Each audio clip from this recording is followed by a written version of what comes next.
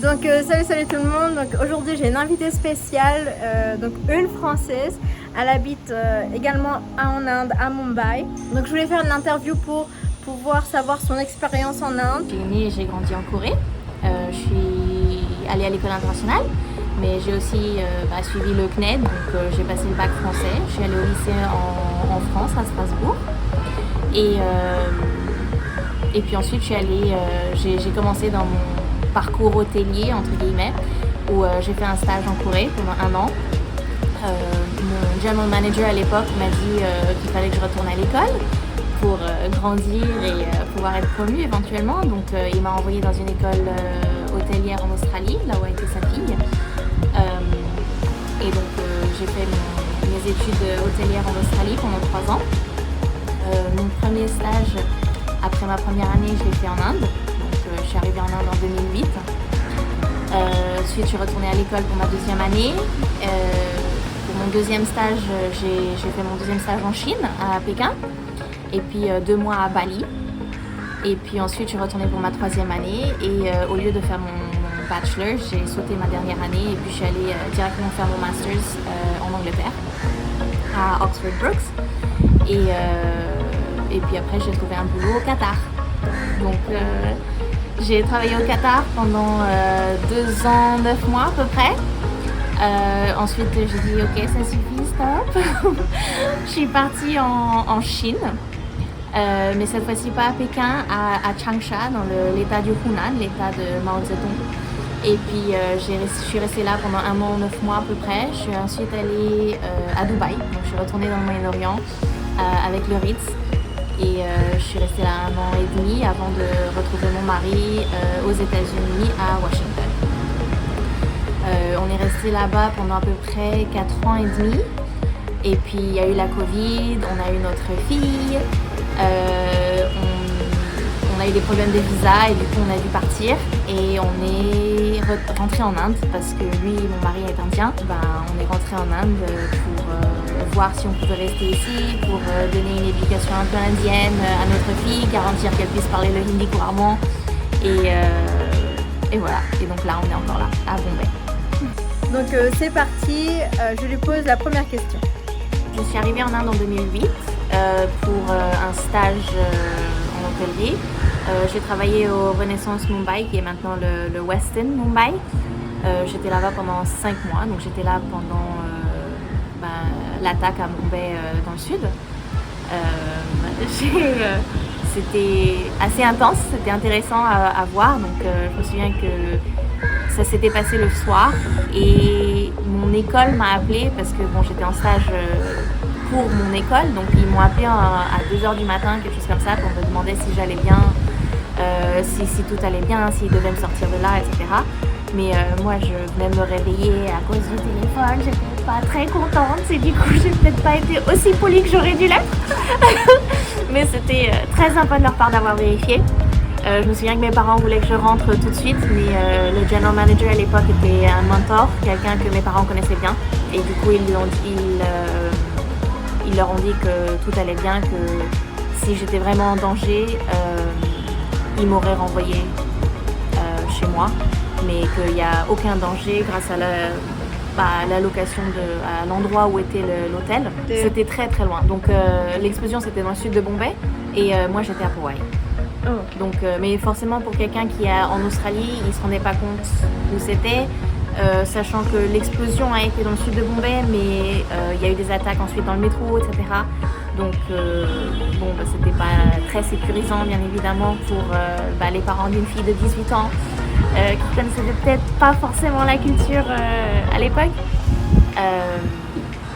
Mais bon, c'était intéressant de voir les changements qu'il y a eu dans la ville après.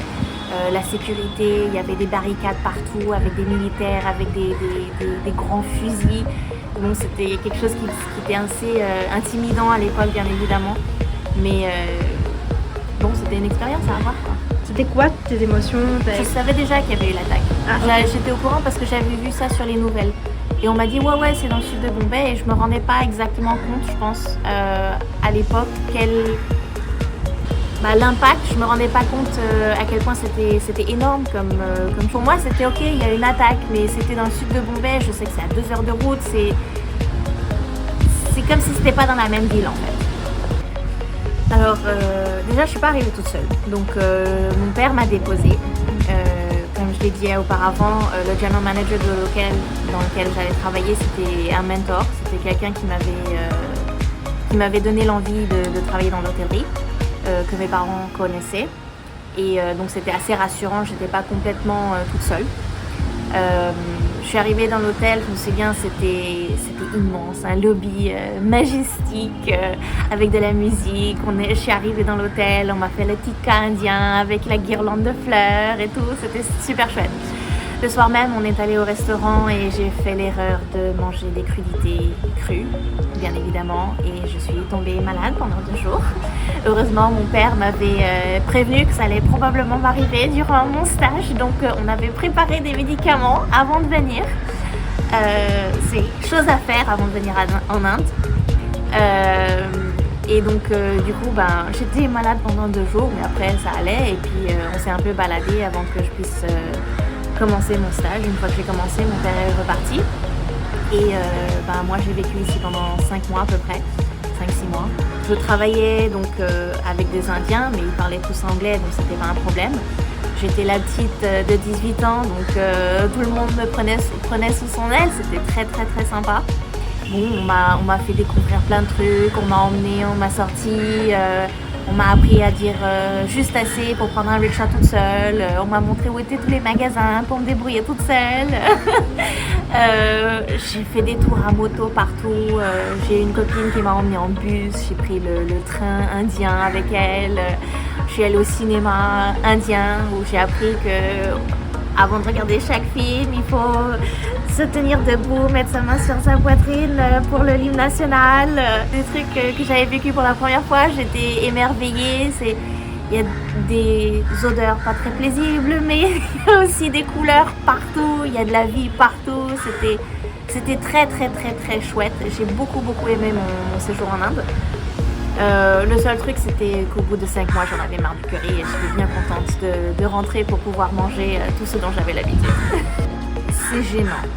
J'ai pas pleuré, je me souviens que j'avais pas pleuré, mais c'est vrai que c'est très très gênant. Tu sais pas où te mettre.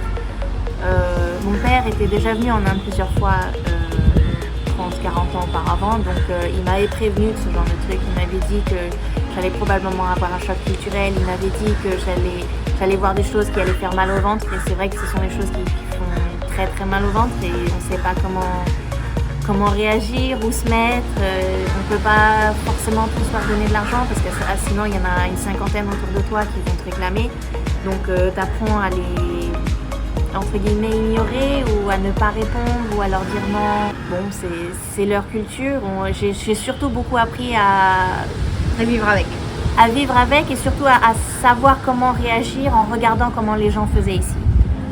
Et donc j'ai imité ce que je voyais faire, tout en restant poli. On était aux États-Unis, on avait des problèmes de visa et on essayait de trouver du travail ailleurs. Et moi j'avais déjà ma OCI card, donc on s'est dit ok, on postule, mais là où on aura le plus de chance, ce sera de retourner en Inde. Et c'est moi qui ai plus poussé le cas que mon mari, même si c'est lui l'Indien. Parce que pour un Indien de rentrer en Inde, pour travailler dans l'hôtellerie, c'est pas toujours facile. Surtout qu'on a l'habitude des pays étrangers, où il y a beaucoup plus de work-life balance, entre guillemets. Donc de rentrer en Inde, c'était jamais vraiment son idéal. Moi, sachant que j'avais le permis de travail indien, ça me gênait absolument pas de rentrer. Et puis, on était aux États-Unis pendant 4 ans et demi. On n'avait pas de famille là-bas, on était loin, on en avait un peu marre parce qu'on était isolés. Donc on s'est dit ok, on va rentrer en Inde, on a la famille juste à côté, sa sœur habite dans la même ville, à Bombay, ses parents habitent à Calcutta, c'est juste quelques heures de vol. On a des amis ici aussi, moi des amis de Bombay quand j'étais venue ici pour faire mon stage, mais aussi des amis de Dubaï, de Doha, qui venaient d'ici et donc ils sont rentrés eux éventuellement. Et donc c'est moi qui ai poussé le bout et qui ai dit on y va, on rentre en Inde. Non, il n'y a pas eu de repousse entre guillemets. C'était plutôt là où on trouve du travail, on va aller et puis on a trouvé du travail, enfin il a trouvé du travail et puis moi je m'occupe encore de notre fille donc pour l'instant je travaille de la maison mais pour une compagnie canadienne donc je travaille en télétravail. Donc mon boulot maintenant c'est assez télétravail, je travaille un peu quand je veux donc j'ai eu beaucoup de chance avec ça. Mais oui, il y a aucun problème pour lui que je travaille, que je retourne au boulot. Enfin, j'avais même eu une offre récemment à laquelle j'ai dit non, pas lui. Lui, il voulait que j'y retourne, moi j'ai dit non parce que je voulais pas qu'il y ait une nounou qui vive avec nous 24 heures sur 24. J'avais passé 3 ans à la maison avec ma fille pour être sûre qu'elle parle correctement le français. C'est pas pour que tout ça disparaisse en un an parce que la nounou ne lui parle que en marathi.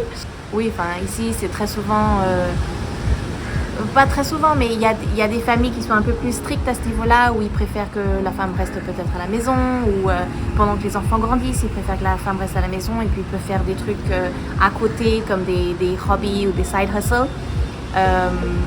Mais bon, moi j'ai eu beaucoup de chance, entre guillemets, où mon mari est plus relax à ce niveau-là. Il faut aussi savoir que je ne me serais pas mariée avec lui s'il n'était pas relax à ce niveau-là. Ça, c'est aussi mon choix. Tu sais ce que j'ai remarqué quand tu parlais? Quoi? T'as dit hobby.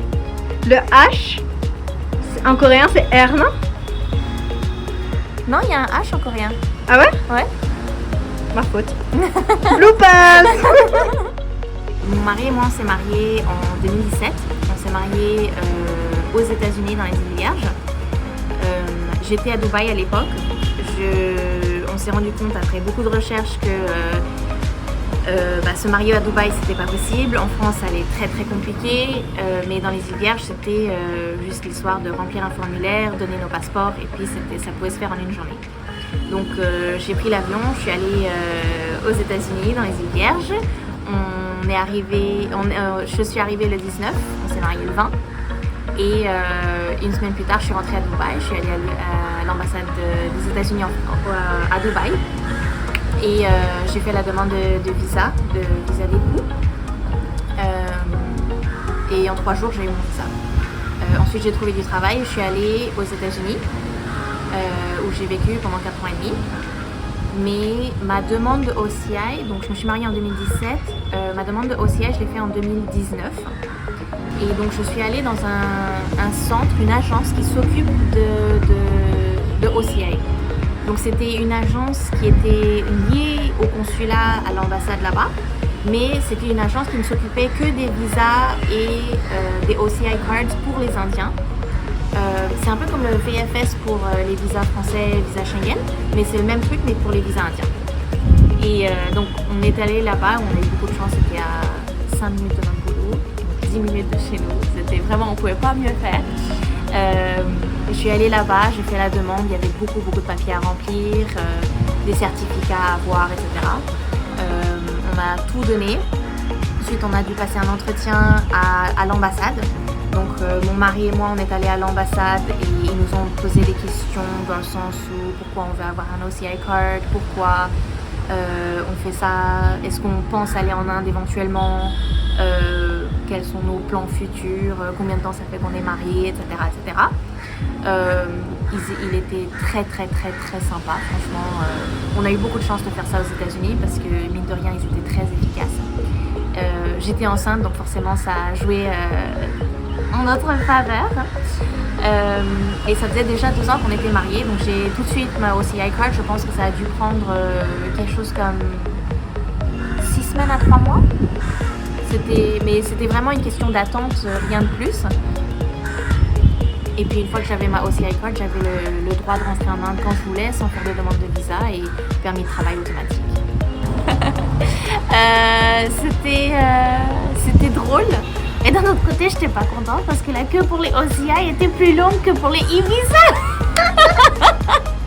Oui, c'était drôle. Donc, on a demandé au monsieur, bon, bah, moi j'ai le OCI, ma fille aussi a le OCI, mais lui, il a le passeport indien, donc on devait aller dans 2 files différentes. On a demandé si on pouvait passer ensemble, on est passé ensemble. Et bon, bah, les gens de l'immigration ont toujours été très sympas.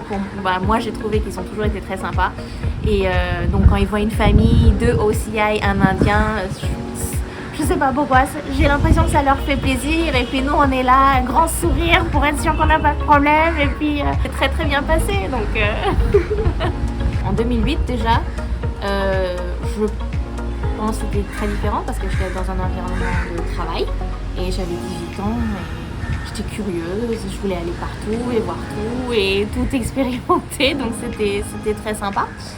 En 2022, quand je suis rentrée, c'était un peu différent, bien évidemment, parce que tout d'un coup, je devais m'intégrer dans la vie sociale, entre guillemets, trouver un appartement,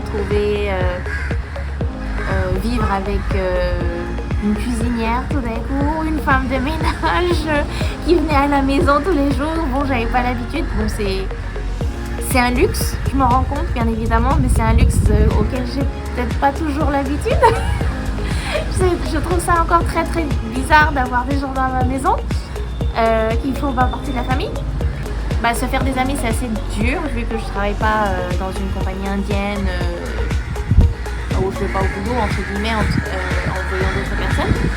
Mais par contre grâce à l'école de ma fille j'ai pu m'intégrer avec les mères de l'école qui sont dans le même bateau que moi quand entre guillemets on est tous mère pour une fille ou un garçon pour la première fois à 80-90%. Donc on se partage nos histoires, ce que font les enfants. Ah bah tiens, ton fils il a fait ça, bah ma fille elle a fait ça, oh tu te rends compte. Donc bon, c'est assez amusant et ça à la limite, c'est que ce soit en Inde, aux États-Unis ou en France, c'est pareil je pense, on peut devenir amis comme ça, c'est facile. Donc l'intégration culturelle, je pense que je me suis pas rendu compte à combien de puja il y a par année. Il y en a beaucoup plus que prévu.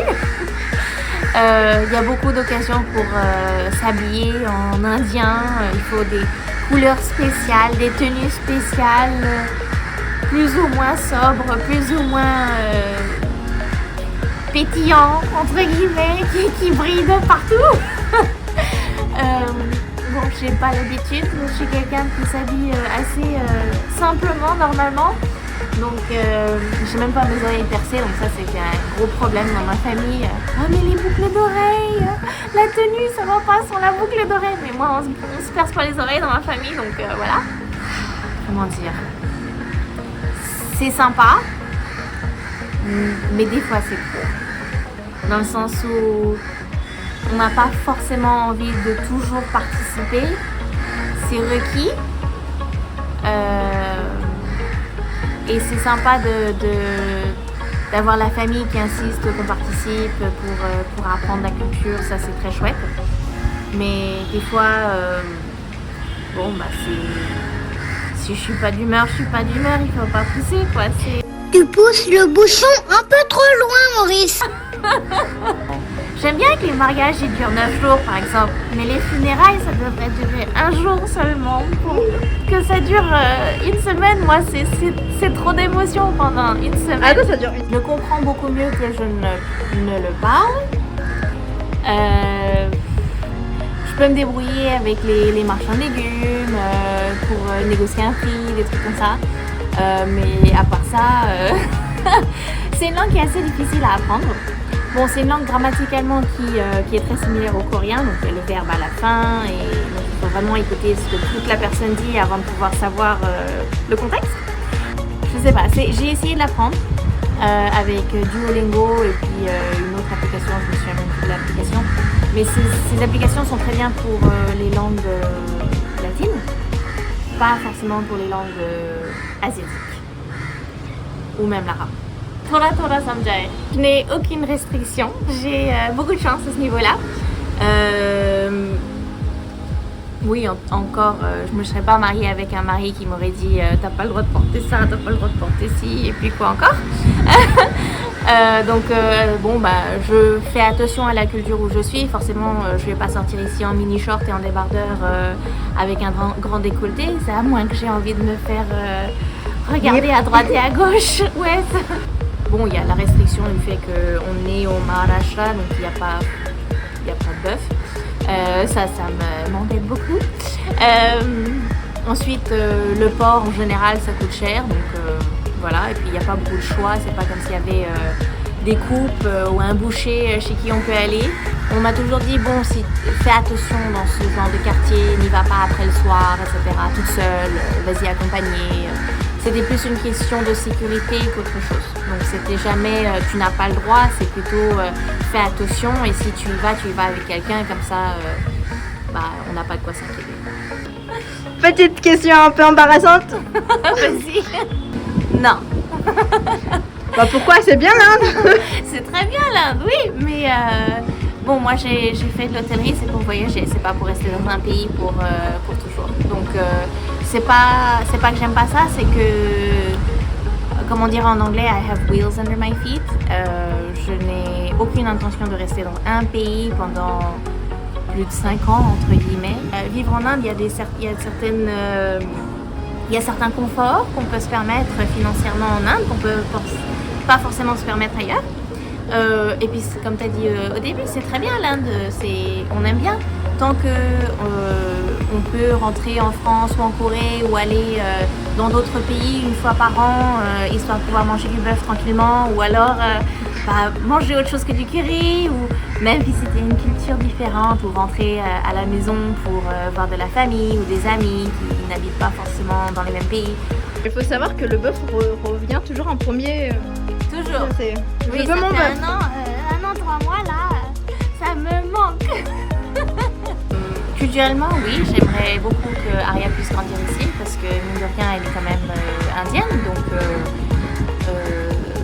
je veux qu'elle parle le hindi couramment, qu'elle puisse comprendre un film Bollywood, comprendre les blagues indiennes et trouver ça drôle parce que bon, si tu vis pas en Inde, c'est pas forcément facile de transférer ça, même si tu lui parles en hindi toute la journée, quoi. Donc même quand mon mari lui parlait en hindi tout le temps aux États-Unis, son hindi a vraiment,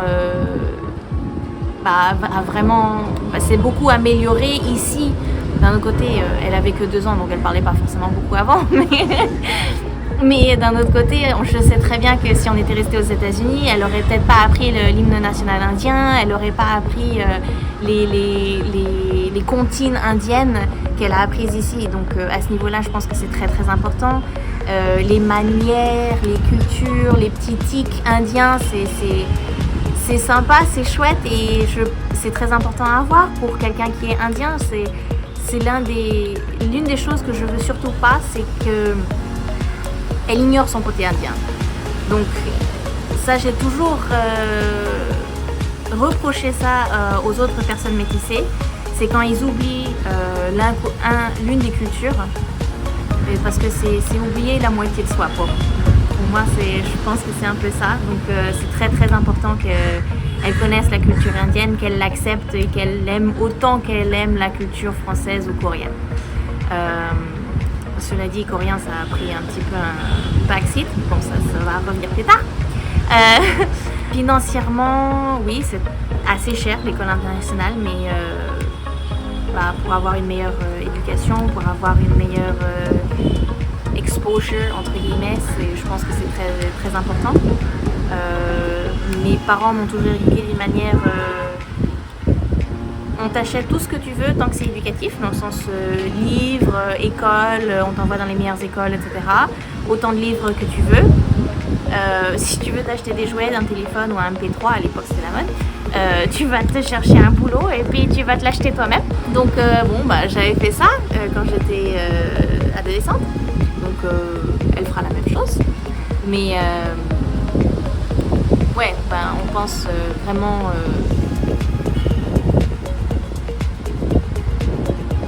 investir dans son éducation, voilà, c'était le mot que j'essayais de trouver. À l'école en Corée, donc l'école publique en Corée est gratuite. Il faut payer l'uniforme, des trucs comme ça, les livres, c'est tout. Par contre, moi j'étais dans une école internationale, donc c'était payant. L'école en France c'est gratuit forcément.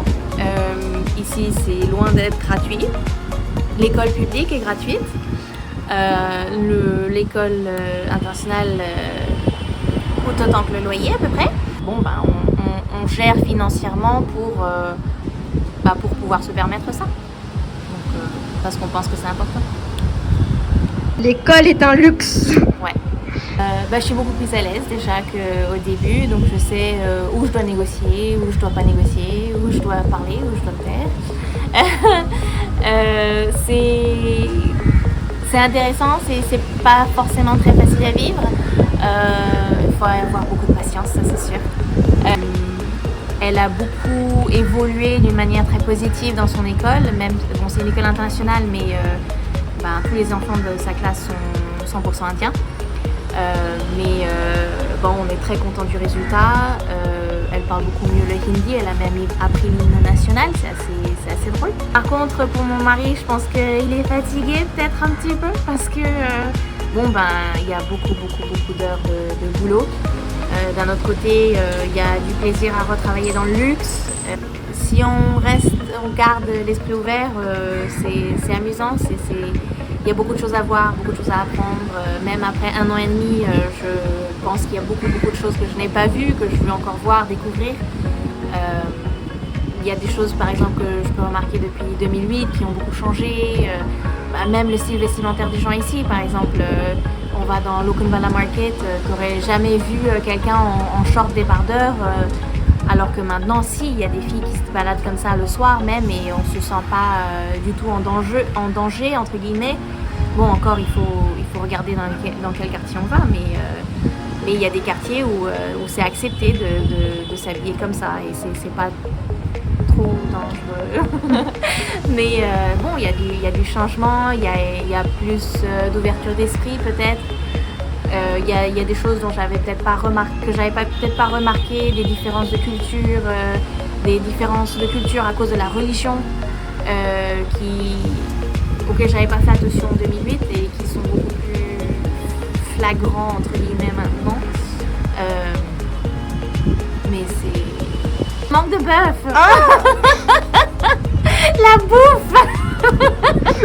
Un bon bœuf bourguignon. Aïe, un steak. Moi, je me contente d'un steak. Le parcours en Inde, c'est un trajet, un voyage, une expérience que je ne regrette pas.